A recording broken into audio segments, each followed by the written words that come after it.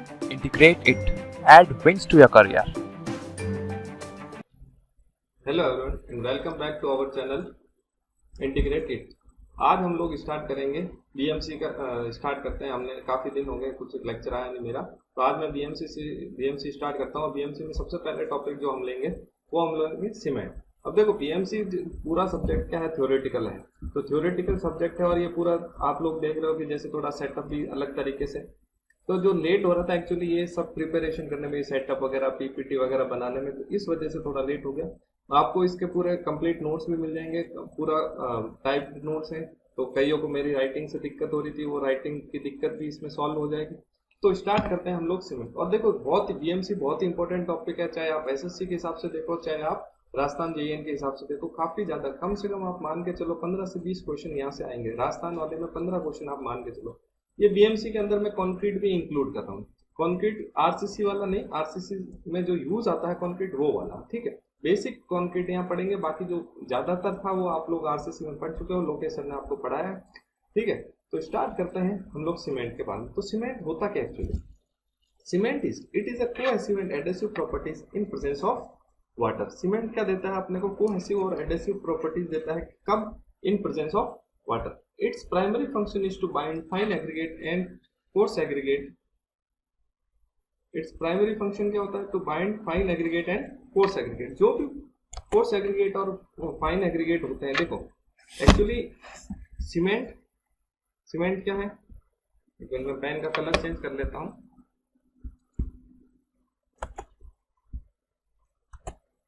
Cement कैसा होता है? Cement is a binding material. Basically cement is binding material. Binding का काम मतलब यानी कि जो अपन कोई भी कंस्ट्रक्शन में हम लोगों ने काम में लिया है, तो हम बेसिक पर्पस क्या होता है कि जितनी भी बिल्डिंग यूनिट्स है उनको आपस में जोड़ना। क्या होता है? To join building units. अब अगर इन बिल्डिंग यूनिट्स को आपस में जोड़ना है, तो अगर बिल्डिंग यूनिट्स को आपस में कैसे जुड़ेंगे? बिल्डिंग यूनिट्स तभी आपस में जुड़ेगी जब उनको जोड़ने के लिए कोई ना कोई हम लोग मटेरियल काम में लेंगे। और बेसिकली हम लोग जोड़ने के लिए जो मटेरियल काम में लेते हैं वो लेते हैं सीमेंट। इसके अलावा लाइम भी होता है, कभी कभी हम लोग जिप्सम भी काम में लेते हैं, और एक पीओपी भी, प्लास्टर ऑफ पेरिस भी। तो जो बेसिकली सबसे ज्यादा जो काम में लेते हैं वो हम लोग लेते हैं सीमेंट एंड लाइम, ठीक है। सीमेंट एंड लाइम सबसे ज्यादा काम में लेते हैं। तो बाइंडिंग मटेरियल। अब ये बाइंड करता किसकी वजह से? देखो सीमेंट अगर सूखा पड़ा है तो चिपकेगा नहीं, लेकिन सीमेंट के साथ जब सीमेंट प्लस वाटर ऐड हो जाता है, प्लस वाटर, तो ये किसका काम करता है? बाइंडिंग का। अब ये बाइंडिंग करता किस तरह की? ये दोनों तरह की। कौन सा? Adhesive and cohesive. एडेसिव और कोहेसिव आप लोगों को मैंने वैसे सॉइल में बताया था, एक बार फिर बता देता हूँ। एडेसिव का मतलब क्या हुआ? किसी दो अलग अलग चीजें आपस में चिपक रही है, जैसे लोहा और मान लो लकड़ी आपस में चिपक रही है, तो वो एडेसिव प्रॉपर्टी। जैसे गोंद वगैरह, किसी मटेरियल, गोंद अगर आपस में चिपक रहा होता, फेविकॉल अगर आपस में चिपकता होता, तो वो अभी अपने कभी काम का नहीं आता। लेकिन एडेसिव क्या होता है? दो अलग अलग से चिपकता है। लेकिन अगर गोंद से चिपकता है तो हम लोग उसको क्या बोलते हैं? कोहेसिव बोलते हैं। यानी कि सेम मटेरियल आपस में अगर चिपके, यानी कि लोहे से, लकड़ी से चिपके, तो उसको हम लोग क्या बोलते हैं? Cohesive property. तो अपने को यही ध्यान रखना है। तो सीमेंट में दोनों प्रॉपर्टी, यानी कि सीमेंट से भी चिपकता है और सीमेंट अदर बिल्डिंग यूनिट से भी चिपकता है, जैसे ब्रिक्स हो गया, स्टोन्स हो गया, फाइन एग्रीगेट हो गया, कोर्स एग्रीगेट हो गया, या कोई भी है जो भी बिल्डिंग यूनिट्स है, चाहे प्रीकास्ट कंक्रीट स्लैब्स हुए, ये सबसे चिपकता है, ठीक है। तो it has cohesive and adhesive property, आपको याद रखना है। कई बार आया हुआ है कि सीमेंट में कौन सी प्रॉपर्टी होती है? Cohesive and adhesive property. कब होगी? इन प्रेजेंस ऑफ वाटर। अगर सिंपल ऐसे पढ़ा है तो सीमेंट में कुछ एडेसिव या कोहेसिव प्रॉपर्टी नहीं होगी, यानी कि सूखे की बात कर रहा हूँ। अब its primary function is to bind fine aggregate and coarse aggregate together into a hard compact durable mass. एक बार अगर ये आपस में चिपका लेता है, उसके बाद जो सीमेंट जो बनेगा, स्ट्रक्चर जो अपने को मिलेगा बाइंड होने के बाद, वो जो होता है एक तो हार्ड होगा। हार्ड यानी कि स्क्रैच रेजिस्टेंस होगा, आसानी से उसके ऊपर निशान नहीं पड़ेंगे, इंप्रेशन नहीं पड़ेगा या इंडेंटेशन नहीं आएगा। ड्यूरेबल का मतलब क्या है? लॉन्ग लाइफ होगा। सीमेंट आपने देखा होगा, कंक्रीट या सीमेंट के स्ट्रक्चर्स काफी सालों चलते हैं, खराब नहीं होते हैं, यानी कि ईयर्स काफी ज्यादा लंबी उनकी उम्र होती है, जैसे 50 साल, 60 साल या 100 साल तक भी हो सकता है अगर अच्छे से बनाए। और एक है कॉम्पैक्ट। कॉम्पैक्ट में हम अगर कॉम्पैक्शन करेंगे तो कॉम्पैक्ट मास मिलेगा, अगर हमने कॉम्पैक्ट नहीं करा तो हमको ड्यूरेबल मास नहीं मिलेगा। और कॉम्पैक्ट क्या मतलब होता है? डिक्रीज कॉम्पैक्शन को क्या हम डेफिनेशन हमने क्या पढ़ी थी? Removal of air words. तो यहाँ पे भी हमको एयर वर्ड्स रिमूव करनी है, उसी को हम लोग बोलेंगे कॉम्पैक्शन। अब सीमेंट मिलता कैसे? Cement is obtained from pulverising clinker. Pulverise का मतलब क्या हुआ? उसको एकदम फाइन पाउडर में, फाइन पाउडर बनाना, यानी कि आटा अपना जैसे घरों में आटा होता है वो पल्वराइज्ड होता है, ठीक है। और क्लिंकर एक ऐसे बड़े बड़े पत्थर बन जाते हैं किसके? सीमेंट के। जब सीमेंट हम लोग बनाते हैं तो सीमेंट के बड़े बड़े पत्थर बन जाते हैं, उसको हम लोग बोलते हैं सीमेंट क्लिंकर। अब वो क्लिंकर्स बनते किसके हैं? बनते किसके हैं? इनकी रॉ मटेरियल, सीमेंट बनाने के लिए हमको रॉ मटेरियल किस किस की जरूरत होती है?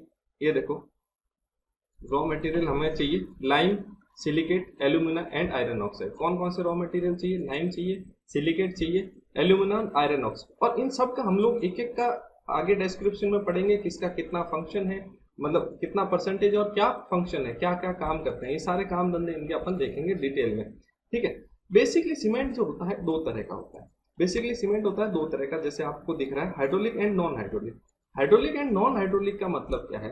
हाइड्रोलिक सीमेंट वो सीमेंट होता है जो पानी के अंदर या इन एब्सेंस ऑफ एयर भी सेट हो जाए।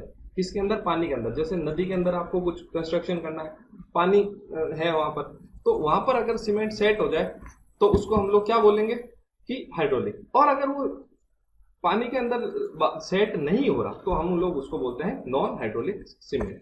यानी कि हम लोग कह सकते हैं हाइड्रोलिक क्या हो गया? Sets and harden in water, या वेयर नो फ्री, यहां लिख देता हूं नीचे, सर्कुलेशन ऑफ एयर, या फिर कह सकते हैं डैम्प प्लेसेस। कई वर्ड काम में आते हैं, देखो अलग अलग तरह के कई वर्ड काम में आएंगे। डैम्प प्लेसेस भी आता है, तो ये आपको ध्यान रखना है। फ्री सर्कुलेशन ऑफ एयर जहां पर नहीं है, डैम्प प्लेसेस या अंडर वाटर या इन वाटर, ये सारे एक ही चीज है। उसको हम लोग क्या बोलते हैं? Hydraulic cement. और अगर सेट नहीं होगा तो उसको हम लोग क्या बोलेंगे? नॉन हाइड्रोलिक सीमेंट, ठीक है। अब ये वैसे देखो हाइड्रोलिक सीमेंट लिखा है, पहली लाइन देखो, sets and hardens extremely fast in presence of water. Presence of water, देखो रिएक्शन तो हमें करवानी है, पानी से तो रिएक्शन करानी है तभी वो हार्ड होगा, लेकिन इन पानी के अंदर भी सेट हो जाए उसको बोलते हैं। अब ये होता क्यों है सेट? वो जो रिएक्शन होगी सीमेंट और पानी के साथ में उसको हम लोग बोलते हैं हाइड्रेशन। सीमेंट और पानी की रिएक्शन को हम लोग क्या बोलते हैं? हाइड्रेशन ऑफ सीमेंट, या हाइड्रेशन सिंपली बोलते हैं। And results in water resistant product which is stable, ठीक है। सीमेंट हार्ड होने के बाद स्टेबल प्रोडक्ट देता है, जो अभी अपन देखेंगे क्या बनता है, सब देखेंगे आगे।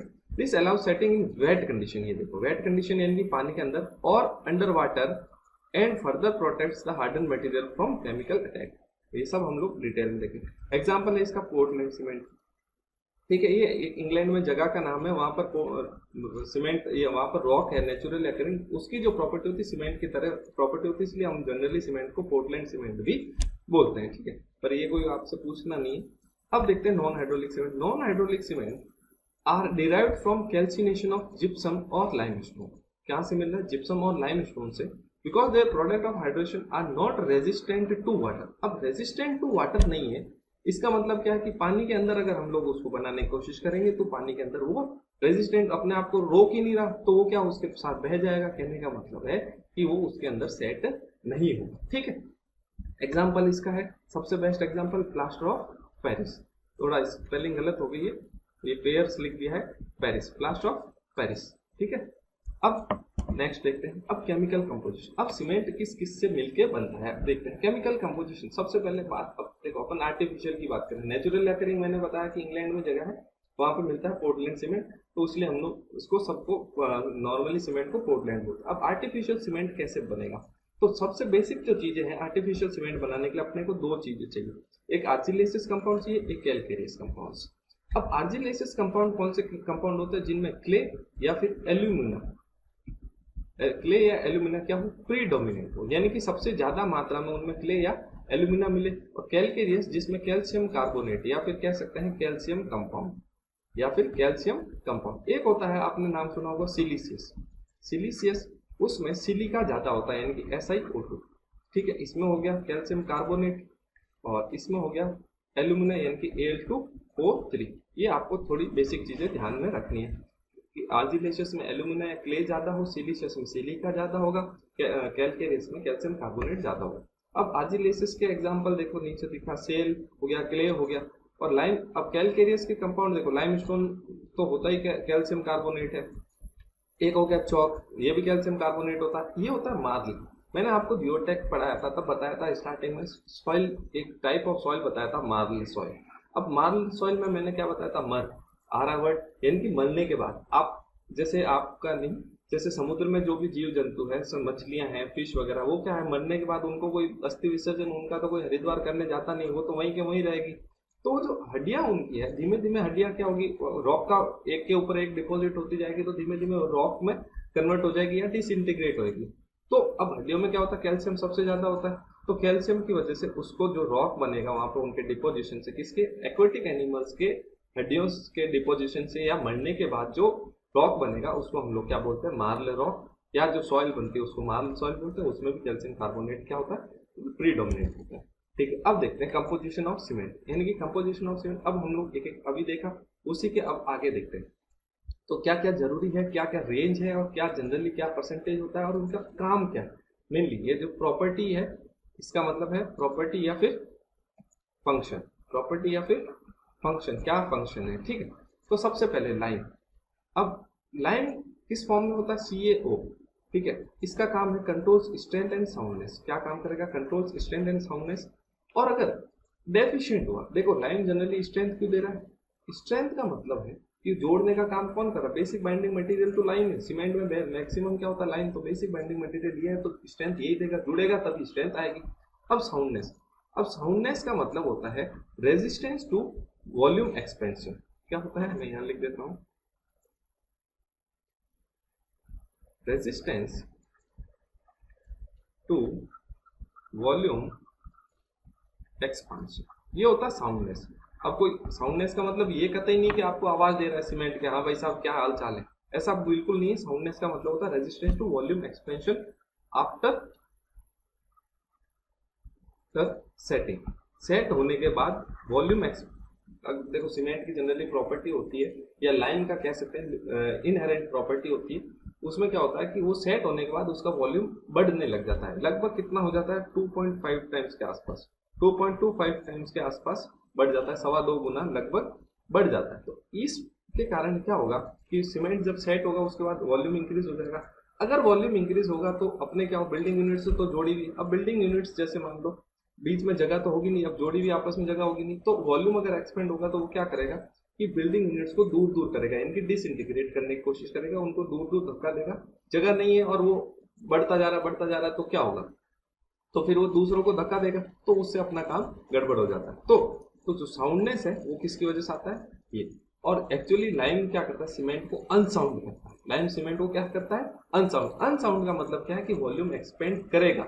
लाइम क्या करेगा, वॉल्यूम एक्सपेंड करेगा। तो अनसाउंडनेस किसकी वजह से आ गई, लाइम की वजह से।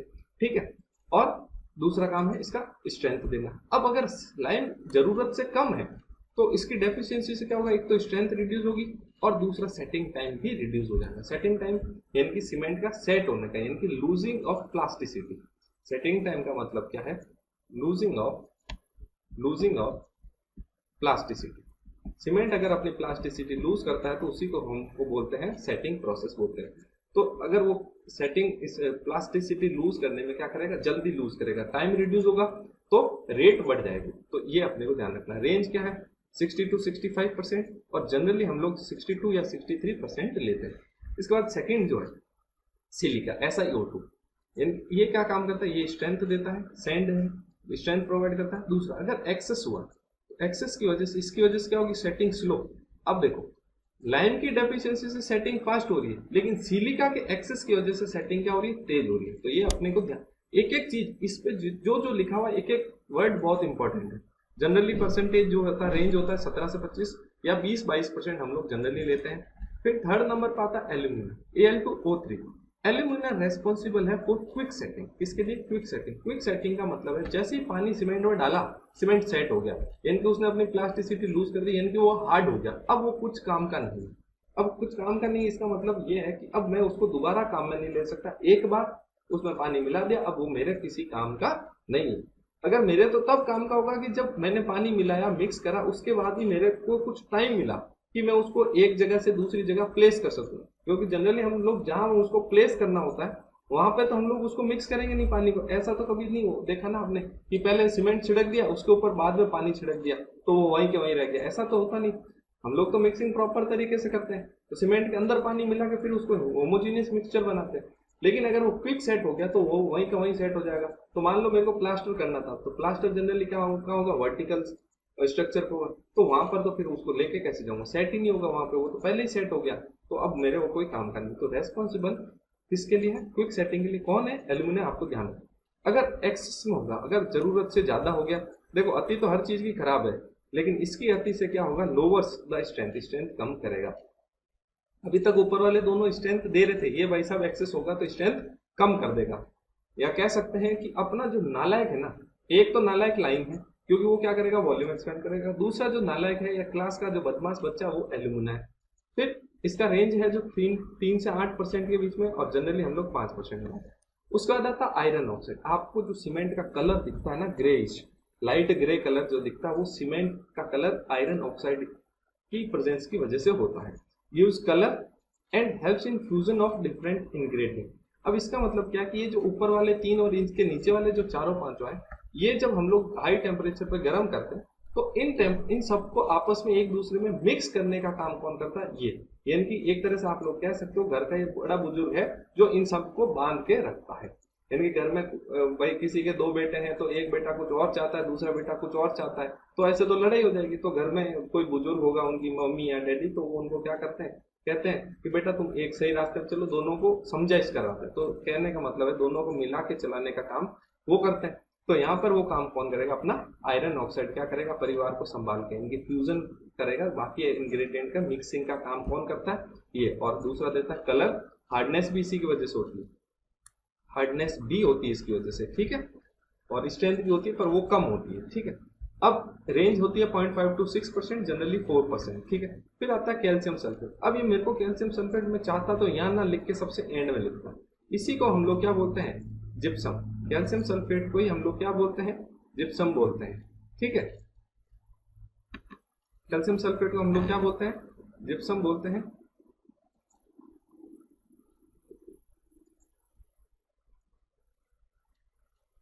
कैल्शियम सल्फेट को क्या बोलते हैं, जिप्सम, ठीक है। इसका फॉर्मूला क्या होता है, CaSO4, कहीं कहीं पे एनहाइड्रस कैल्शियम सल्फेट भी लिखा होता है, एनहाइड्रस कैल्शियम सल्फेट, ठीक है। उसका मतलब भी जिप्सम होता है। क्यों, क्योंकि इसमें क्या होता है, CaSO4.2H2O होता है या .12H2O। It is your homework, या तो .2H2O या .12H2O। आपको फॉर्मूला पते होने चाहिए। प्लास्टर ऑफ पेरिस का क्या होता है, जिप्सम का क्या होता है, और इनके क्या क्या नाम है। जिप्सम को हम लोग एनहाइड्रस कैल्शियम सल्फेट भी बोलते हैं, जनरली कैल्शियम सल्फेट भी बोलते हैं। इसका काम होता है इंक्रीजेस सेटिंग टाइम, इनिशियल वाला, वो भी फाइनल नहीं। अब आप बोलोगे सर ये इनिशियल और फाइनल क्या है, तो 2 चीज होती है। एक तो सीमेंट जहां से अपनी प्लास्टिसिटी लूज करना स्टार्ट करता है उसको हम लोग बोलते हैं इनिशियल सेटिंग टाइम, और जहां पर कंप्लीटली लूज कर देगा उसको हम लोग बोलते हैं फाइनल सेटिंग टाइम। आगे हम डिटेल में देखेंगे, बस अभी इतना बेसिक पता होना चाहिए।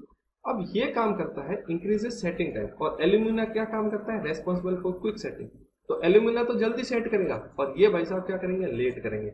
यानी कि इसका काम, जिप्सम का काम क्या हो गया, काउंटर एक्ट किसको कर रहा है, एल्यूमिना को। ये ध्यान रखना है, जिप्सम किसको काउंटर एक्ट करता है, एल्यूमिना को, ठीक है।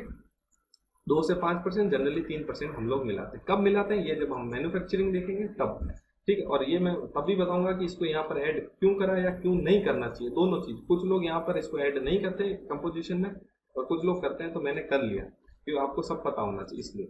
फिर आता है एक मैग्नीशियम। मैग्नीशियम देखो, अब ये जो मैंने बताया कि ग्रे जो कलर है सीमेंट का, वो तो है आयरन ऑक्साइड की वजह से, लेकिन दिखेगा किसकी वजह से, वो दिखेगा भाई साहब मैग्नीशियम की वजह से। यानी कि आप लोगों ने पढ़ाई करी, पढ़ाई करके आप नौकरी लगे, तो पढ़ाई तो आपने करी, लेकिन आपको जो आपका जो गुरु था उसने आपको रास्ता दिखाया, तो गुरु कौन हो गया, मैग्नीशिया हो गया। और आप क्या हो गए, आयरन ऑक्साइड। आपकी सफलता, आपका जो कलर है किसकी वजह से दिखा, आपकी मेहनत की वजह से। लेकिन आपकी मेहनत के पीछे जैसे आपके पेरेंट्स का हो गया, आपके टीचर का हो गया, तो उनका भी हाथ होता है, जो भी आपके फ्रेंड्स वगैरह होते हैं, तो वो क्या हो गए, सारे मैग्नीशिया के काम थे। यानी कि जो भी सपोर्टिंग एक्टर्स हैं आपकी सफलता में, वो सारे के सारे क्या होंगे, मैग्नीशिया, यानी कि इम्पार्ट्स, यानी कि इसकी वजह से दिखता है, दिखता है इसकी वजह से, ठीक है। इम्पार्ट्स कलर, ठीक है। एंड हार्डनेस, हार्डनेस मतलब स्क्रैच रेजिस्टेंस पावर। दूसरा, अगर एक्सेस में होगा तो ये क्या, इसकी वजह से क्या आएंगे, causes cracks and makes a cement unsound. देख लो, अनसाउंड दोबारा आ गया, एक तो ये कर रहा है मैग्नीशिया और एक कर रहा है लाइम। तो अनसाउंडनेस किसकी वजह से होगी? दो वजह से, लाइम और मैग्नीशिया की वजह से। एक्सेस होगा तो क्रैक्स आएंगे और सीमेंट को क्या करेगा? अनसाउंड जनरली रेंज होगी 0.5 to 4% और 2%। ठीक है, फिर आता है सोडा एंड पोटास। ये क्या है? एल्कलीज है। ये क्या है? एल्कली। एल्कली ग्रुप के हैं soda and potash, Na2O and K2O। ये रेजिड्यूज का मतलब है तो बहुत कम परसेंटेज में मिलाना है ना, बचे कुछ ही। अब एक्सेस होगा तो ई फ्लोरोसेंस एंड क्रैकिंग। क्रैकिंग तो ठीक है, क्रैक से डेवलप हो जाएंगे। ई फ्लोरोसेंस क्या होता है? आपने कभी देखा होगा कि घरों में नीचे की तरफ जनरली दीवारों पे एक व्हाइट लाइनिंग आ जाती है। क्या आ जाती है? व्हाइट लाइनिंग आ जाती है, व्हाइट फ्लफी स्ट्रक्चर बनता है। कैसा?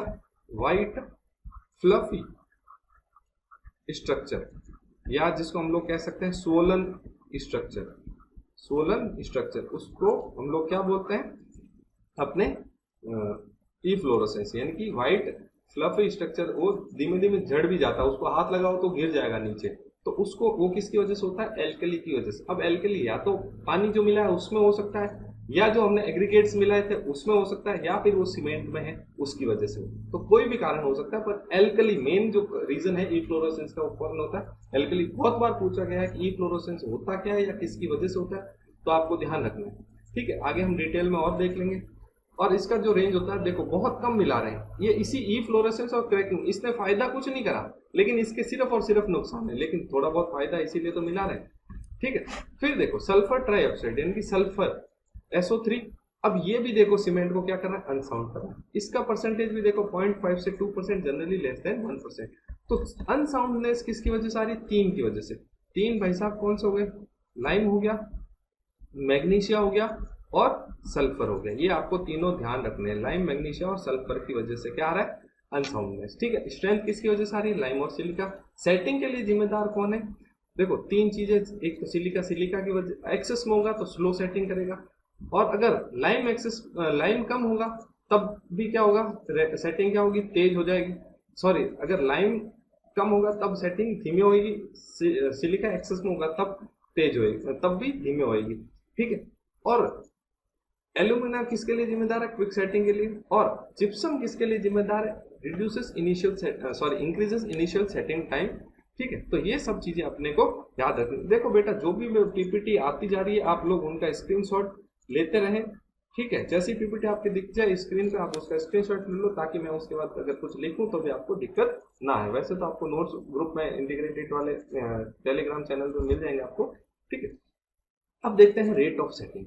तो अपने इतने 3-4 नाम देखे थे, तो उन सब नाम में से रेट ऑफ सेटिंग के लिए जिम्मेदार कौन है? तो रेगुलेट कौन करता है? Regulates by the ratio of silica to the alumina plus iron oxide. Rate of setting किसकी होगी? इस रेशियो के हिसाब से रेगुलेट होती है।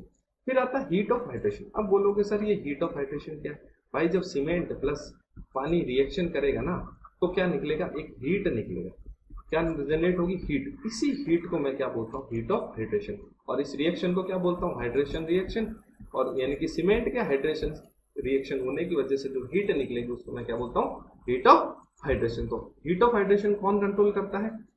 अगर मेरे को हीट ऑफ हाइड्रेशन कंट्रोल में रखनी है, यानी कि ज्यादा नहीं होने देना है, तो मेरे को एक तो सिलिका जो कंटेंट है उसको ज्यादा कर दूं, यानी कि लगभग 21% तक कर दूं, और एल्यूमिना और आयरन ऑक्साइड क्या कर दूं? कम। यानी कि इसका मतलब क्या समझ में आया कि एल्यूमिना और आयरन ऑक्साइड जितना ज्यादा होगा हीट ऑफ हाइड्रेशन क्या होगा? उतना ज्यादा। और सिलिका जितना ज्यादा होगा वो हीट ऑफ हाइड्रेशन उतना कम होगा।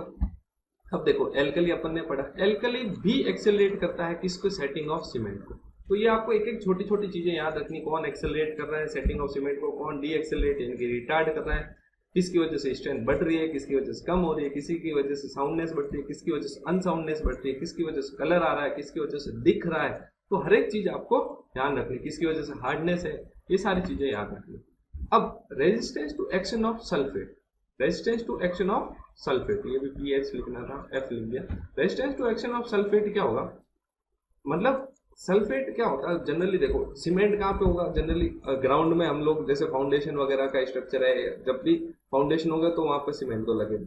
तो ग्राउंड में जनरली क्या होता है? सल्फर या सल्फेट कंटेंट बहुत ज्यादा होता है, तो वो क्या करता है? आसानी से उस पर अटैक कर लेता है। तो सीमेंट पे आसानी से अटैक कर लेता है, तो अटैक करेगा तो नुकसान देगा, क्योंकि सल्फेट से अपन ने क्या पढ़ा कि वॉल्यूम इंक्रीज हो जाता है, यानी अनसाउंड कर देता है सीमेंट को। तो अनसाउंड करेगा तो हमको क्या करना है कि सल्फेट अटैक को कम करना है। तो सल्फेट अटैक की वजह से कम होगा, एक तो इंक्रीज बढ़ा दो सिलिका, यानी कि हम कह सकते हैं कि अगर सिलिका, जनरली सिलिका के ऊपर सल्फेट अटैक नहीं हो रहा, लाइम के अंदर जो कंस्टिट्यूएंट्स है उनमें सिलिका पे सल्फेट अटैक नहीं हो रहा, तो किस पे हो रहा है, ये देखो एल्यूमिना एंड आयरन ऑक्साइड पे। तो एल्यूमिना और आयरन ऑक्साइड की वजह से हीट ऑफ हाइड्रेशन भी ज्यादा था और सल्फेट अटैक भी इनकी वजह से ही ज्यादा हो रहा है। ठीक है, तो ये बेसिक चीजें थी कुछ ध्यान रखने वाली। नेक्स्ट अब देखते हैं सीमेंट क्लिंकर वर्ड आता है। अब आया था सीमेंट क्लिंकर, तो सीमेंट क्लिंकर क्या होता है, एक रॉक जैसा स्ट्रक्चर होता है, या फिर हम लोग कह सकते हैं लार्ज हार्ड मास। ठीक है, अब सीमेंट क्लिंकर बनता किसके, तो ये चार चीजों से मिलकर बनता है, इन चारों से। अब देखो, एक आता है try calcium silicate. Try calcium silicate को हम लोग ग्रीक फॉर्मूला होता है 3CO.SiO2, इसको दूसरा नाम ए लाइट भी बोलते हैं या शॉर्ट में C3S बोलते हैं। फिर आता है डाई कैल्शियम सिलिकेट, सेकेंड जो आता है, चार होते हैं, इनको क्या बोलते हैं, बोक्स कंपाउंड भी बोलते हैं। क्या बोलते हैं, बोक्स कंपाउंड। सीमेंट क्लिंकर को और क्या बोलते हैं, बोक्स कंपाउंड, आपको ध्यान रखना है। तो फिर आता है die calcium silicate, formula 2CO.SiO2, इसका दूसरा नाम बी लाइट और C2S भी बोलते हैं। फिर आता है ट्राई कैल्शियम एल्यूमिनेट 3CO.Al2O3, इसको सी लाइट भी बोलते हैं, C3A। फिर आता है tetra calcium alumino ferrite 4CO.Al2.Fe2O3, इसको दूसरा नाम फेलाइट है। देखो डी और ई लाइट नहीं है, डी और ई लाइट एब्सेंट है, और इसका एक और, इसको C4AF भी बोलते हैं। अब आप बोलोगे सर ये कहां से आ गए, सीमेंट क्लिंकर कहां से आ गए, हमने तो पढ़ा था लाइम, सिलिका, एल्यूमिना, वो सब। तो जब हम जब सीमेंट का मैन्युफैक्चरिंग करते हैं, तब मैन्युफैक्चरिंग के टाइम जब वो रिएक्शन होती है आपस में, तो उन सब की जब रिएक्शन होगा, फ्यूजन होगा, फ्यूजन में हेल्प कौन कर रहा था, आयरन ऑक्साइड कर रहा था, जब उन सब की रिएक्शन होगी तब ये कंपाउंड बनेंगे। अब नए चार कंपाउंड ही बनेंगे, वो सब तो रॉ मटेरियल थे, लेकिन रॉ मटेरियल के बाद अपने जो नए प्रोडक्ट्स बनेंगे वो कौन से बनेंगे, ये वाले चार बनेंगे। ठीक है, कौन से बनेंगे, C3S, C2S, C3A और C4AF, यानी कि try calcium silicate, die calcium silicate, try calcium aluminate, tetra calcium alumino ferrite, ये आपको नाम याद रखना। फिर अब इन चारों को एक एक को हम लोग इस डिटेल में स्टडी करते हैं। क्या करते हैं, चारों को एक एक को डिटेल में स्टडी करते हैं, उसके बाद हम लोग पढ़ेंगे मैन्युफैक्चरिंग ऑफ सीमेंट। अब देखो, ट्राई कैल्शियम सिलिकेट, जब उन सब की रिएक्शन होगी तो ट्राई कैल्शियम सिलिकेट बनेगा। तो ट्राई कैल्शियम सिलिकेट जनरली जो रेंज होती है 25 से 50% के बीच में होती है, या फिर OPC। ये देखो जहां पे भी मैंने लिखा ना जनरली, एक तो लिखा रेंज, रेंज तो क्या है, सबके लिए है, और जनरली जो लिखा वो जनरली OPC के लिए, OPC यानी कि ऑर्डिनरी पोर्टलैंड सीमेंट, किसके लिए, ऑर्डिनरी पोर्टलैंड सीमेंट में लगभग इतना होता है। और हम लोग जितना भी कंपैरिजन स्टडी करेंगे ना, वो सब इसी के रेस्पेक्ट में करेंगे, किसके रेस्पेक्ट में, OPC के रेस्पेक्ट में हम लोग पूरा का पूरा सीमेंट का कंपैरिजन पढ़ेंगे। ठीक है, अब C3S जो होता है ना, बेस्ट सीमेंटिंग मटेरियल होता है। अगर आपसे क्वेश्चन आता है, पूछ ले बेस्ट सीमेंटिंग मटेरियल कौन सा है, तो बेस्ट सीमेंटिंग मटेरियल है आपका C3S।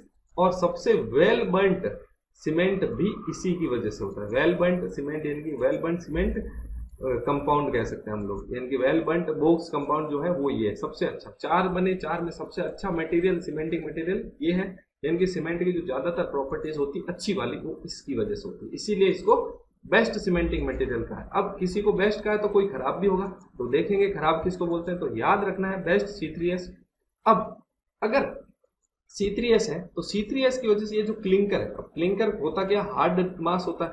अभी जो हार्ड मास होगा, बड़ा सा स्ट्रक्चर, अपने तो सीमेंट देखा हमने, तो पाउडर्ड फॉर्म में देखा, तो वो जो हार्ड मास होगा जब उसको ग्राइंड करते हैं या पल्वराइज करते हैं, तो उसमें हेल्प कौन करेगा, C3S।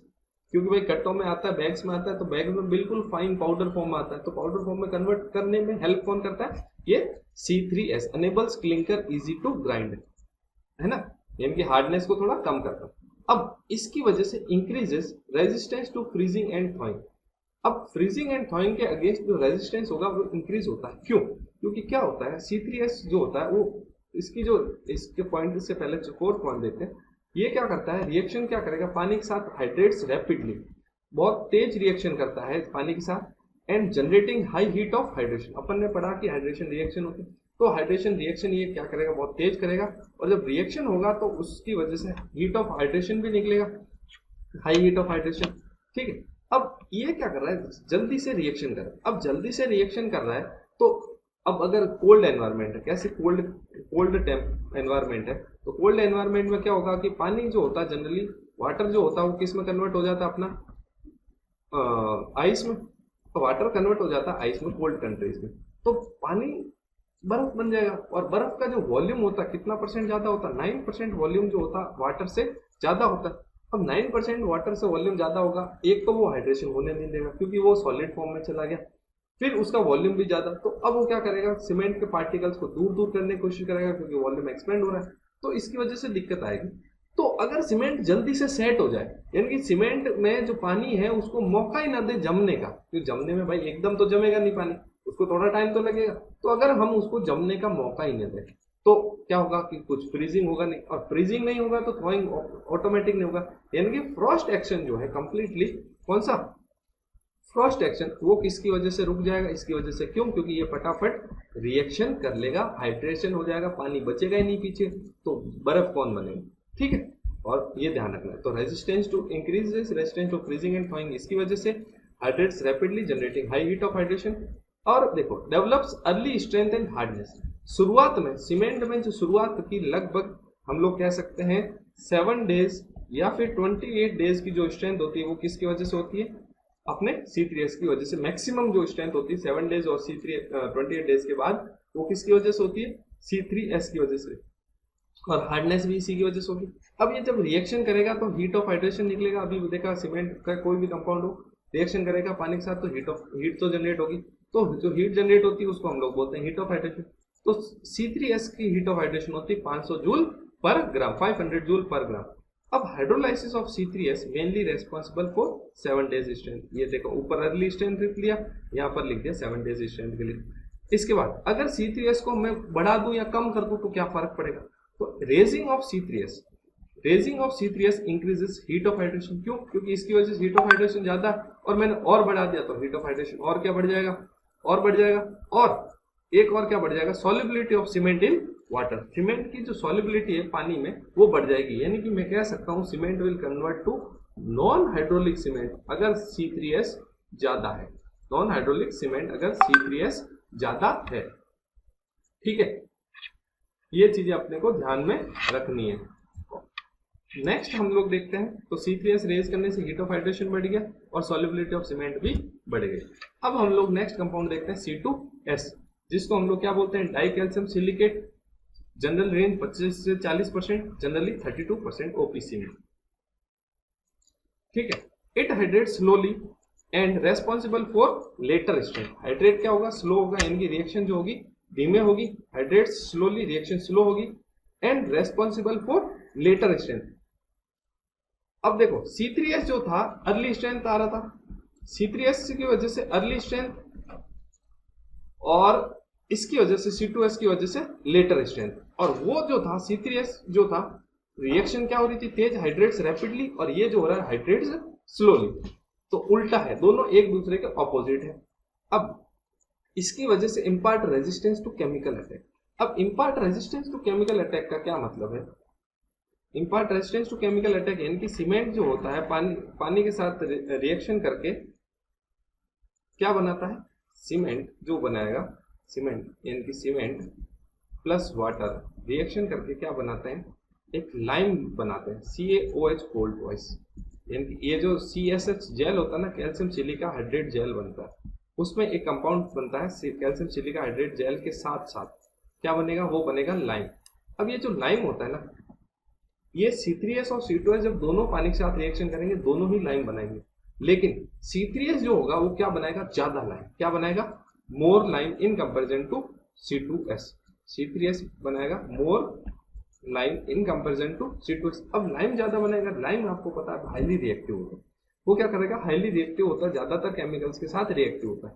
तो C3S की वजह से केमिकल अटैक, अगर C3S बढ़ा दिया तो केमिकल अटैक क्या हो जाएगा, ज्यादा हो जाएगा, इनकी कोई भी केमिकल आसानी से उस पर अटैक कर सकता है। लेकिन अगर उसी की जगह C2S बढ़ा दो, C2S में अब लाइम क्या कम बना है, C3S में ज्यादा C2S में कम, तो लाइम कम बनेगा, तो C2S बढ़ाने से क्या हो जाएगा, केमिकल अटैक कम हो जाएगा। तो मेन रीजन बिहाइंड, अब आप लोगों को कईयों को ये तो पता होगा केमिकल अटैक ज्यादा होता है C3S की वजह से, लेकिन क्यों, जो मेन रीजन है वो है लाइम।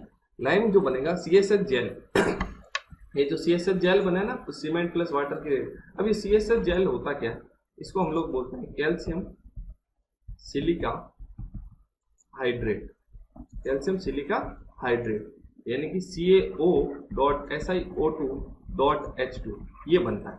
ठीक है, इसका एक और नाम है टोबर मोराइट जेल, CSH जेल या टोबर मोराइट जेल। जो सीमेंट में जो स्ट्रेंथ आती है ना वो इसी जेल की वजह से आती है, CSH जेल की वजह से, जो बाइंडिंग प्रॉपर्टी होती है वो इसी की वजह से होती है।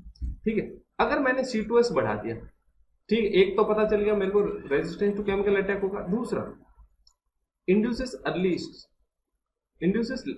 अर्ली स्ट्रेंथ नहीं, actually it is later strength होगा, लेटर, ये करेक्शन कर लेना, इंड्यूसेस लेटर स्ट्रेंथ, क्योंकि अपन ने देखा है ऊपर ही लिखा था लेटर। ठीक है, renders clinker hard to grind, उसमें क्या था C3S इजी टू ग्राइंड था, इसमें हार्ड टू ग्राइंड है।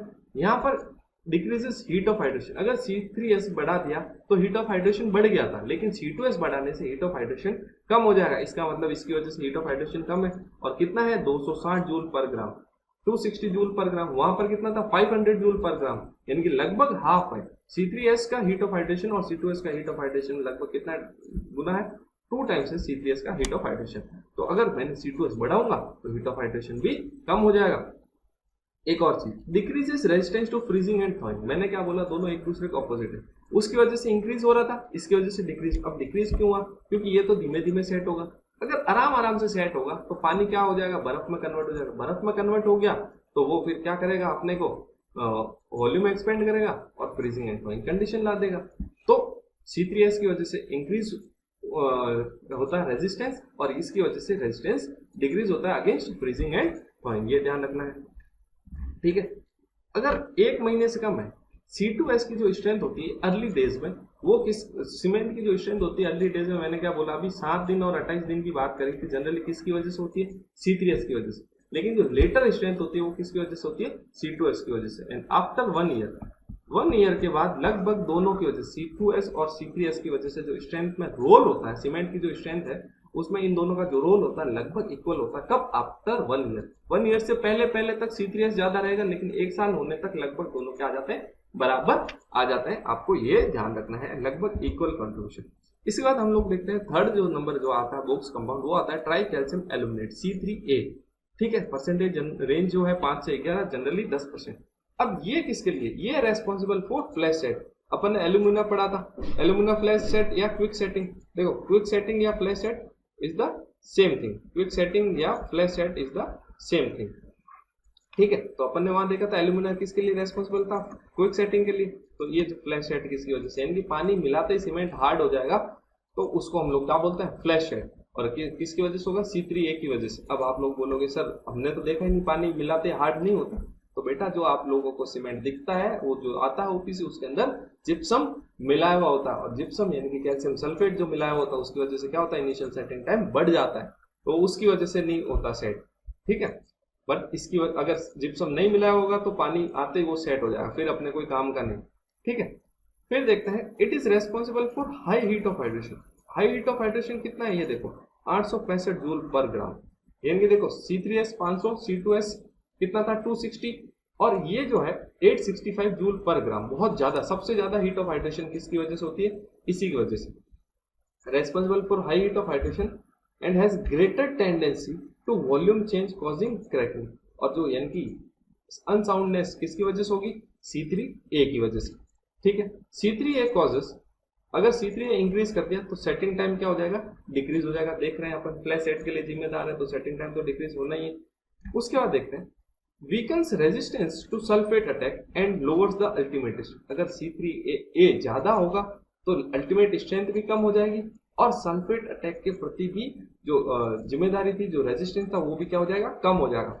तो C3A बढ़ाने से सल्फेट अटैक भी बढ़ जाएगा और अल्टीमेट स्ट्रेंथ क्या हो जाएगी, रिड्यूस हो जाएगी। ये आपको ध्यान रखना है।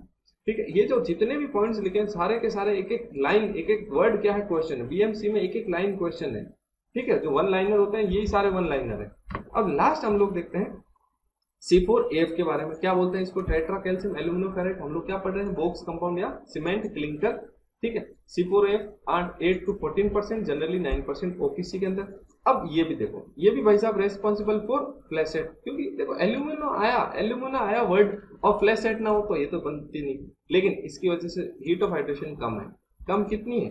420, यानी कि ये चोर टाइप आदमी यानी कि पुअरेस्ट सीमेंटिंग मटेरियल।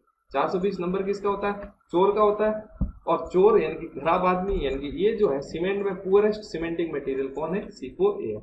और सबसे बेस्ट कौन सा था? C3S। तब भी मैंने बोला था जब बेस्ट है तो वर्स्ट भी होगा कोई, तो कह सकते हैं सबसे नालायक चोर आदमी कौन है? ये C4AF।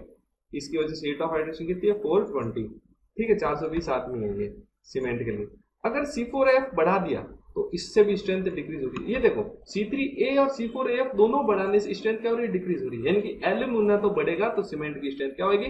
डिक्रीज होगी। ठीक है, तो ये है।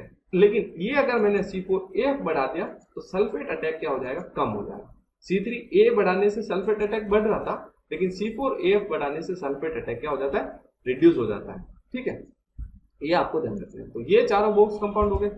अब देखते हैं, इतनी देर से हाइड्रेशन बोलते हैं, ये होता क्या हाइड्रेशन? तो hydration is when water is added to cement, a chemical reaction between water and cement takes place which is known as hydration of cement. क्या हो रहा है? सीमेंट और पानी की जब रिएक्शन होती है तो एक केमिकल एक्शन होता है, उसी केमिकल एक्शन को हम लोग क्या बोलते हैं? Hydration of cement. और ये रिएक्शन कैसी होती है? एक्सोथर्मिक, क्योंकि अपन इतनी देर से पढ़ रहे हैं, हीट लिबरेट होती है। ठीक है, अब it has been observed that the significant product of hydration का प्रोडक्ट कौन सा था? अपन ने बात करी थी CSH जेल। ये देखो, calcium silica hydrate CaO.SiO2.H2 which is called as tobermorite gel. ठीक है, क्यों? अब इसको टोबरमोराइट क्यों बोलते हैं? क्योंकि एक मिनरल है टोबरमोराइट, उसका स्ट्रक्चर और CSH जेल का जो स्ट्रक्चर होता है एक जैसा होता है, फिजिकल नहीं, उनका आपस में बॉन्डिंग है स्ट्रक्चर, और commonly it is referred as CSH gel. देखो ये आ गया ना लाइम वाला। Since CaOH whole twice lime is not a desirable product in the concrete mass because it is soluble in water and gets leached out making the concrete porous, particularly in hydraulic structure. That's why cement with a small percentage of C3S and more C2S is recommended for use in hydraulic structure। अभी मैंने वही बताया था कि CSH jail के साथ साथ क्या होता है? C3S और C2S रिएक्शन करते हैं तो लाइम बनता है, लेकिन C3S जब रिएक्शन करेगा तब ज्यादा लाइम बनेगा, और C2S जो रिएक्शन करेगा कम लाइम बनेगा। ठीक है, और लाइम जो होता है हाईली रिएक्टिव होता है, चाहे केमिकल्स हो चाहे कोई पानी हो, तो रिएक्शन करेगा तो वहां से चला जाएगा तो पीछे जगह छोड़ देगा तो क्या हो जाएगा? वो पोरस बन जाएगा। पोरस बनने का तो उसकी वजह से स्ट्रेंथ क्या हो जाएगी? रिड्यूस हो जाएगी। तो ये सब चीजें आपको ध्यान रखनी है। ठीक है, अब और देखो लाइम की वजह से और दिक्कत देखो, एक तो वो देख ली, अब दूसरी दिक्कत देखो, lime reacts with sulphate present in soil के अंदर, क्योंकि ग्राउंड के अंदर सल्फेट होता है, प्रेजेंट इन सॉइल और वाटर में भी हो सकता है, to form calcium sulphate. Lime reaction करके क्या बनेगा? कैल्शियम, यानी कि कैल्शियम हाइड्रोक्साइड रिएक्शन करके क्या बनेगा? Calcium sulphate, which further reacts with C3A। किसके साथ रिएक्शन करेगा? C3A and forms calcium sulpho aluminate. C3A के साथ रिएक्शन करके क्या बनेगा? Calcium sulpho aluminate. ठीक है, जिसका कि वॉल्यूम जो होता है 227% होता है, यानी कि ओरिजिनल वॉल्यूम 100%, 100 का क्या हो जाएगा? अब 227%, यानी कि 2.25 टाइम्स वॉल्यूम क्या हो जाएगा? इंक्रीज हो जाएगा। किसका? कैल्शियम सल्फेट से कैल्शियम सल्फो एल्यूमिनेट का वॉल्यूम जो होता है कितना होता है? 227% ज्यादा होता है। ठीक है, तो उसकी वजह से दिक्कत होगी, तो वॉल्यूम ज्यादा होगा तो साउंडनेस की दिक्कत। तो ये रही लाइम की वजह से साउंडनेस दिक्कत। ठीक है, और सल्फेट की वजह से भी आ गया, क्योंकि लाइम और सल्फेट दोनों का रोल है। फिर देखते हैं solid sulphate do not attack on cement compound. Solid अगर होगा तो अटैक नहीं करेगा। It is the sulphate in solution, किसी भी फॉर्म में सॉल्यूशन की फॉर्म में होगा तो वो अटैक करेगा। ठीक है, द ओनली एडवांटेज, लाइम का ओनली एडवांटेज देखो, अब क्या करता है? लाइम होता है नेचर में एल्कलाइन। मैंने आपको सॉइल में लास्ट में बताया था कि अगर एसिडिक सॉइल है तो उनको रिक्लेम कैसे किया जा सकता है? लाइम मिला के, क्योंकि लाइम क्या होता है? Basic nature. अब अगर लाइम बेसिक नेचर है तो ये क्या करता है? सीमेंट की पीएच को मेंटेन रखता है। किसकी? सीमेंट की पीएच को मेंटेन रखता है किधर? बेसिक साइड में।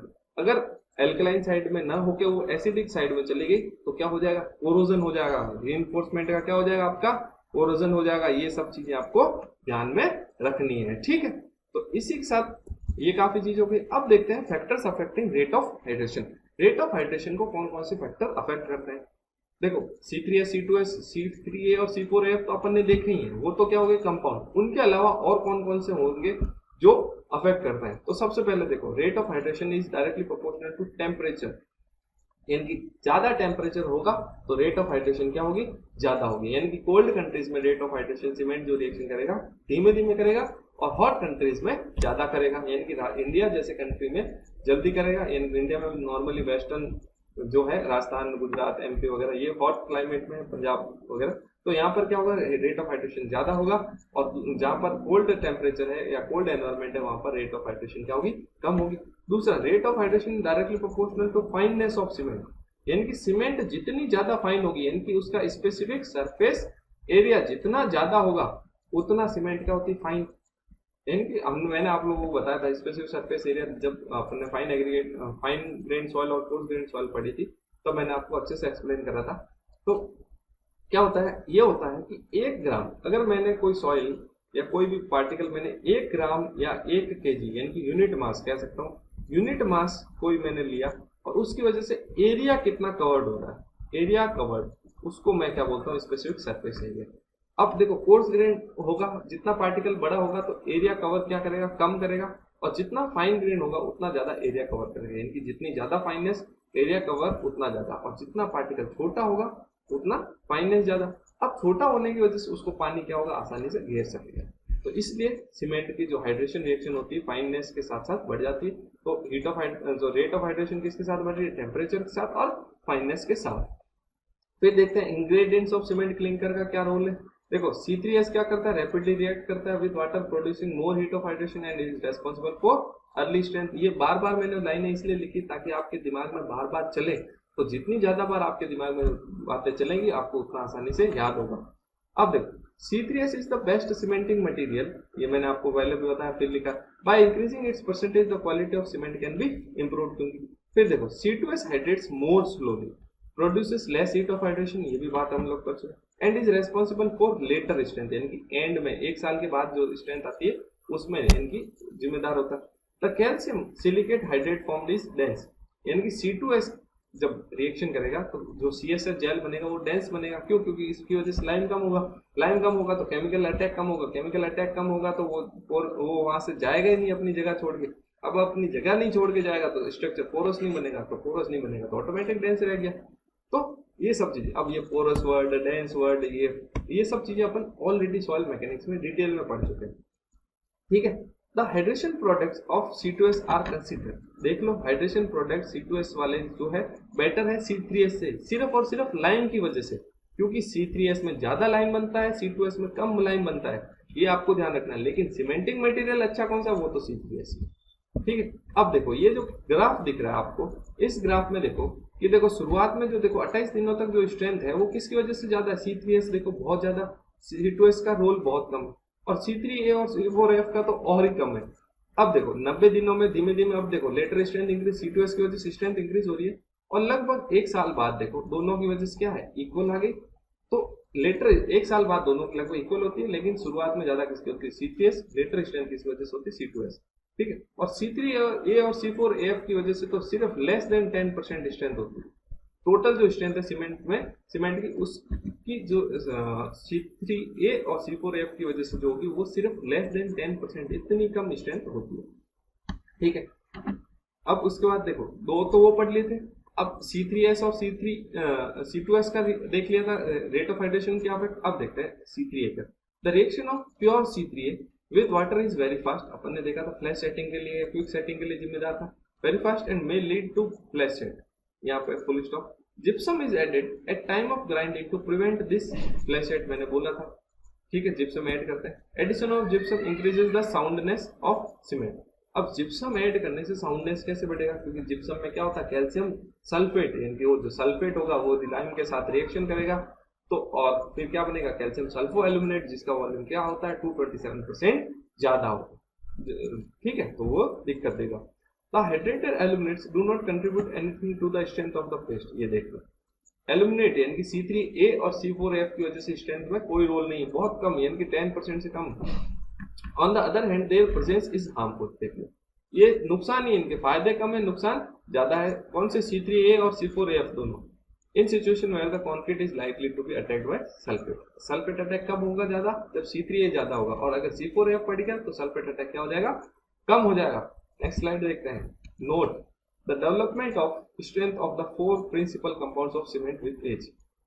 अब देखो स्ट्रेंथ कैसे एज हो रही है, ये जो अपन ने ये जो ग्राफ देखा अपन ने एज के साथ डेवलपमेंट देख लिया, लेकिन इसके अलावा ये देखो रिएक्शन देखते हैं। सबसे जो तेज रिएक्शन करेगा वो C3A, फिर C4F, फिर C3S और फिर C2S, यानी कि रेट ऑफ हाइड्रेशन जो होगी सबसे ज्यादा C3A, फिर C4AF, फिर C3S और फिर C2S।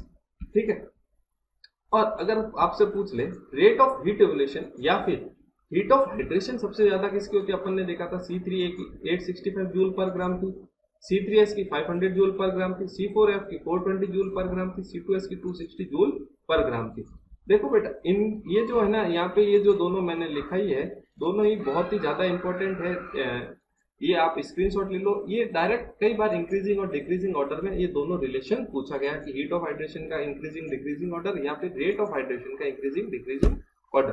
दोनों में कंफ्यूज नहीं होना, रेट ऑफ हाइड्रेशन और हीट ऑफ हाइड्रेशन के इंक्रीजिंग डिक्रीजिंग ऑर्डर में। ठीक है, अब देखते हैं वाटर रिक्वायरमेंट फॉर हाइड्रेशन। अभी अपन इतनी देर से बोल रहे हैं कि सीमेंट और पानी की रिएक्शन होगी, तो वो भाई पानी कितना चाहिए रिएक्शन के लिए, तो उसको हम लोग क्या बोलते हैं, वाटर रिक्वायरमेंट फॉर हाइड्रेशन। अब जनरली जो पानी रिक्वायरमेंट चाहिए वो कितना चाहिए, 23%।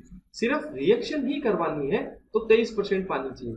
अब लेकिन क्या होगा, जब हमने पानी मिलाया तो पानी कभी कभी क्या होता है कि जो सीमेंट की वॉइड्स है उनके अंदर क्या हो जाता है, चला जाता है, और उसके बाद वो सीमेंट उसको चारों तरफ से घेर लेता है, तो वो पानी क्या हो जाता है, बेकार हो जाता है, यानी कि कोई काम का नहीं बचता।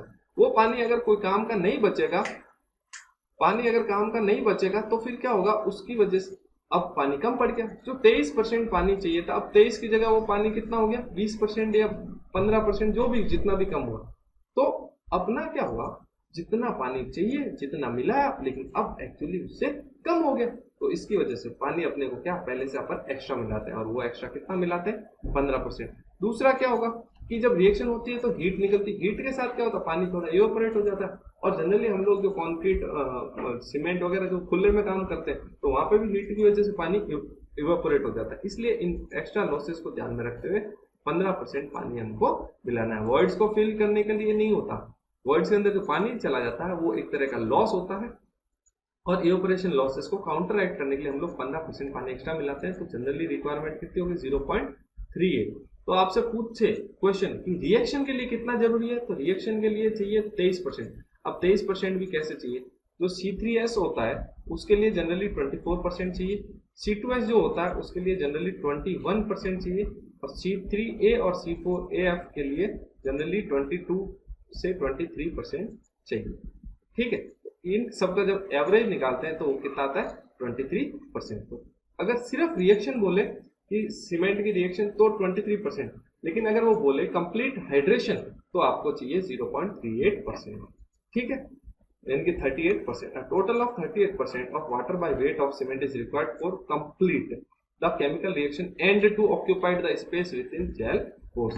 As a matter of fact water cement ratio less than 0.38 is very common in high strength concrete. ये हाई स्ट्रेंथ कंक्रीट में कभी कभी इससे कम भी, क्योंकि वहां पर हम लोग जो कॉम्पैक्शन वगैरह है या फिर हम लोग कुछ और चीजें मिला देते हैं जिनकी वजह से पानी की रिक्वायरमेंट कम हो जाती है, तो वो अलग चीज है। ठीक है, अब देखते हैं मैन्युफैक्चरिंग ऑफ कंक्रीट। आज के लेक्चर का लास्ट टॉपिक है। अब मैन्युफैक्चरिंग यानी कि सीमेंट बनता कैसे। तो सीमेंट जब भी बनेगा तो सबसे पहले उसमें 3 बेसिक ऑपरेशन होंगे। सबसे पहले जो अपन ने इंग्रेडिएंट्स पढ़े थे कौन से, lime, silica, alumina, calcium sulphate, वो सब आपस में मिलाएंगे। उनको मिलाने के बाद उनको क्या करेंगे, जलाएंगे। जलाने के बाद उनको पीसेंगे। पीसना क्यों जरूरी, अभी देखेंगे पीसना कहाँ जरूरत पड़ेगा, वो सब देखते हैं। तो सबसे पहले ये 2 तरह का होता है, एक होता है ड्राई प्रोसेस, एक होता है वेट प्रोसेस। ड्राई प्रोसेस क्या होता है, इकोनॉमिकल होता है, और एक जो होता है वेट प्रोसेस जो होता है महंगा पड़ेगा। और ये जो है ओल्ड प्रोसेस है, और ये जो ड्राई प्रोसेस है वो कैसा है, न्यू प्रोसेस। वेट प्रोसेस को कन्वेंशनल भी बोलते हैं। अब आगे देखते हैं क्या क्या होता है इनकी वजह से। ड्राई प्रोसेस देखते हैं, मॉडर्न प्रोसेस। अब इसमें देखो हमने बात करी स्टार्टिंग में बात करी थी कैलकेरियस और आर्जिलेसिस की। तो ये रहा भाई सब कैलकेरियस और ये रहा आर्जिलेसिस, दोनों को अलग अलग रखेंगे। फिर उनको अब स्टोन की फॉर्म में होंगे, रॉक्स की फॉर्म में होंगे, तो उनको क्रश करेंगे। क्रश कितना करेंगे, इन 25 mm डाया। 25 mm डाया में यहाँ पर डाया तक यहाँ पर क्रश करेंगे। ठीक है, ये वॉश मिल नहीं होगा actually, it is not wash mill. ये ड्राई प्रोसेस में वॉश मिल नहीं होती। यहाँ पर भी क्रशर ही होगा, यहाँ पर भी क्या होगा, क्रशर ही होगा, यहाँ पर भी क्या होगा, क्रशर ही होगा, और वो भी क्या करेगा 25 mm के डाया में ही कन्वर्ट करेगा। ठीक है, अब उसके बाद अब इनको क्रश करने के बाद हम लोग क्या करेंगे, इनको स्टोरेज बेसिन में स्टोर करेंगे। यहाँ पे भी स्टोर, दोनों को अलग अलग स्टोर करेंगे। तो उन स्टोरेज बेसिन को हम लोग क्या बोलते हैं, सिलोज। अब सिलोज क्या होते हैं, ऐसे लंबे लंबे लॉन्ग सिलेंड्रिकल टैंक्स होते हैं। और कैसे, लॉन्ग सिलेंड्रिकल टैंक्स को हम लोग क्या बोलते हैं, सिलोज बोलते हैं। ठीक है, अब इसके बाद हम लोग इनकी वेट ग्राइंडिंग, सॉरी इसमें वेट ग्राइंडिंग भी नहीं होगी, ये पूरा डायग्राम ही एक्चुअली गलत ले लिया। तो ये वॉश मिल नहीं होगा, यहाँ पर ये वेट ग्राइंडिंग नहीं होगी, यहाँ पर सिर्फ ग्राइंडिंग होगी। किसमें होगी, बॉल मिल में या फिर ट्यूब मिल में, या फिर ट्यूब मिल में। अब ग्राइंडिंग होगी, आपस में मिलाया जाएगा, इनको मिलाया जाएगा इसमें इनडेफिनिट प्रोपोर्शन। जैसे हमने पहले डिसाइड करा कि कितने कितने परसेंटेज है, उतने ही परसेंटेज में यहाँ पर इनको आपस में मिलाया जाएगा। ठीक है, जैसे मान लो कि कैलकेरिस 40%, आजिलेसिस 15% मिलाना था, तो मिलाना है तो डेफिनेट प्रोपोर्शन में पहले से जो फिक्स है यहाँ पर मिलाएंगे और उनको ग्राइंडिंग करेंगे। अलग अलग ग्राइंडिंग करने के बाद मिलाएंगे, है ना, पहले नहीं मिलाएंगे, पहले अलग अलग ग्राइंडिंग करेंगे फिर उनको आपस में मिलाएंगे। ठीक है, अब उसके बाद उनको स्टोर कर लेंगे। स्टोर करने के बाद उनको क्या करेंगे, यहाँ पर हम लोग क्या करेंगे, उनको रोटरी क्लीनर्स, रोटरी किल्न में गर्म करेंगे। किस में करेंगे, रोटरी किल्न में गर्म करेंगे। जनरली जो टेम्परेचर होता है रोटरी किल्न में वो होता है 1300 से 1500 डिग्री सेल्सियस। 1300 से 1500, एक मिनट, फोटो गलत है। 1300 से 1500 डिग्री सेल्सियस में ऐड कर क्या टेम्परेचर होता है, किसमें, रोटरी क्लीन में टेम्परेचर कितना होगा, 1300 से 1500 डिग्री सेल्सियस। ठीक है, अब लेकिन रोटरी क्लीन में डालने से पहले यहाँ पर क्या होता है, एक प्रोसेस होता है, उसको हम लोग बोलते हैं प्री हीट। क्या होगा, प्री हीट कहाँ तक होगा, 800 डिग्री सेल्सियस तक। अब वो प्री हीट कैसे होगा कि जैसे देखो ये रोटरी क्लीन है, अब रोटरी क्लीन में टेम्परेचर 1300 से 1500 डिग्री सेल्सियस, तो यहाँ से क्या निकलेगी, हॉट गैसेस। अब उन हॉट गैसेस को हम लोग क्या करेंगे, कंजर्व करेंगे, यानी कि स्टोर करेंगे। अब कंजर्व करेंगे, स्टोर करेंगे। अब इनको स्टोर करके हम लोग क्या करेंगे, स्टोर करके किसी और चैम्बर में ले जाएंगे, और उस चैम्बर में हम लोग क्या करेंगे, ये जो स्लरी थी, ये जो आपस में ग्राइंड करने के बाद इनको मिलाया था, इनको यहाँ पर क्या करेंगे, प्री हीट करेंगे, और वो जो गैस होगी उसका लगभग टेम्परेचर कितना होता है, 800 डिग्री सेल्सियस। अब ये जो 800 डिग्री सेल्सियस तक हमने उनको जो ग्राइंड फॉर्म में था उनको जलाया, तो हमने कोई एनर्जी खर्च करी नहीं करी, क्योंकि एनर्जी तो पहले से यहाँ थी। ये भाई इस टेम्परेचर वाली एनर्जी थी, इसी एनर्जी को हमने क्या करा, यहाँ पर काम में लिया, कंजर्व करा। तो इसका मतलब क्या है कि ये प्रोसेस कैसे इकोनॉमिकल होगा। ये हीट जो है जनरली अगर किसी चीज को 0 से लेके हम लोग 800 डिग्री तक गर्म करेंगे, ठीक, तो एक वो हो गया, और दूसरा कोई पहले से 800 डिग्री तक हमने फ्री में गर्म कर लिया, तो इकोनॉमी कौन सा पड़ेगा भाई, जिसको गर्म नहीं करना पड़ा, यानी कि जो फ्री में गर्म हो गया वही तो हुआ अपना।